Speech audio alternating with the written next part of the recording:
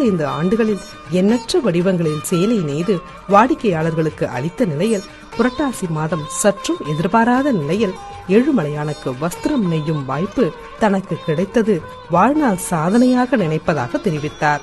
இந்த சேலை வடிவமைப்பாளரும் பட்டுச்சேலை உற்பத்தியாளருமான குமரவேல் இந்த சேலையின் சிறப்பம்சங்களை விளக்கினார்.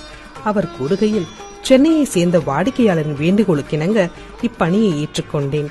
இந்த சேலையை எனது மனைவியுடன் இணைந்து வடிவமைத்து பக்தரின் ஒப்புதல் பெற்ற பிறகே பணி துவங்கியது.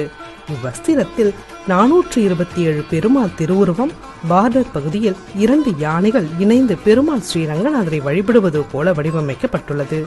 மேலும் ஸ்ரீரங்கநாதர் சயன கோலத்தில் எப்படி உள்ளாரோ அதே போல் வடிவமைக்கப்பட்டும் உற்சவ தாயாருடன் இருக்கும் வடிவத்தையும் உருவாக்கியுள்ளோம்.